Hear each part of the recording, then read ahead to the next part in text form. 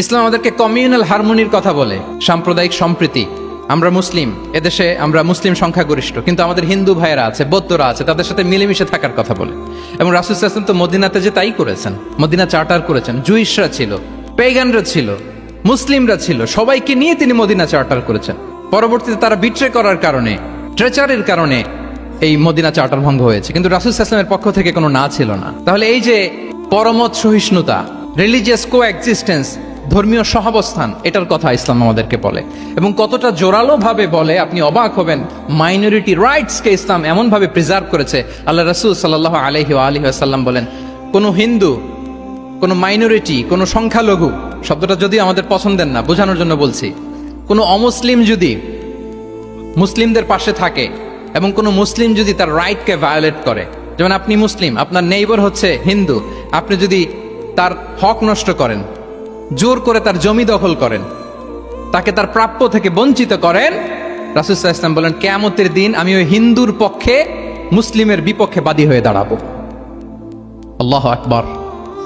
রাসূল সাল্লাল্লাহু আলাইহি ওয়াসাল্লাম ওই হিন্দুর পক্ষে, আমি রাসূল সাল্লাল্লাহু আলাইহি ওয়াসাল্লামের উম্মত, আমার বিপক্ষে দাঁড়াবেন। আল্লাহু আকবার। What a marvellous statement. আল্লাহু আকবার। সংখ্যালঘুদের উপর যদি কেউ কোন মুসলিম অত্যাচার করে, রাসূল সাল্লাল্লাহু আলাইহি ওয়াসাল্লাম বলেন তুমি আমার উম্মত হতে পারো, কিন্তু তোমার পক্ষে না, আমি ওই মাজলুমের পক্ষে কিয়ামতের দিন দাঁড়াবো। দিস ইজ ইসলাম। ইসলাম আমাদেরকে অন্য যে ফেইথ আছে, Islam teaches us to respect other faith. অন্যান্য যে ফেইথ গুলো আছে এগুলোর প্রতি শ্রদ্ধা দেখাতে বলে, সম্মান দেখাতে বলে।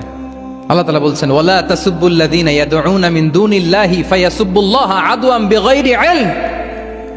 ওহে বিশ্বাসীরা, আল্লাহকে ছাড়া তারা যাদেরকে ডাকে, যাদের উপাসনা করে, ওই সমস্ত দেব দেবীকে তোমরা গালি দিও না। ফলে রাগান্বিত হয়ে অজ্ঞতাবশত তারা আল্লাহকে গালি দিবে। কথা বুঝতে পেরেছেন? ওরা নানা কিছুর উপাসনা করে, কিন্তু আমরা কি যেসব জিনিসের তারা উপাসনা করে তাদেরকে গালি দিতে পারবো বলেন? আল্লাহ স্পষ্ট করে বলেছেন খবরদার তাদের দেবতাদের গালি দিও না, তাহলে ওরা আল্লাহকে গালি দিবে। তাহলে কেমন যেন আল্লাহকে গালি খাওয়ানোর কারণ হলাম কে? আমি। কেউ যদি অন্য ধর্মকে ছোট করে, সে মূলত ইসলামকে ছোট করে। আই রিপিট, আমি আবারও বলছি, যে অন্য ধর্মকে ছোট করে সে ইসলামকে ছোট করে। তাহলে অন্যান্য যে ফেইথ আছে এগুলোর ব্যাপারে আমাদেরকে শ্রদ্ধাশীল থাকতে বলেছে ইসলাম।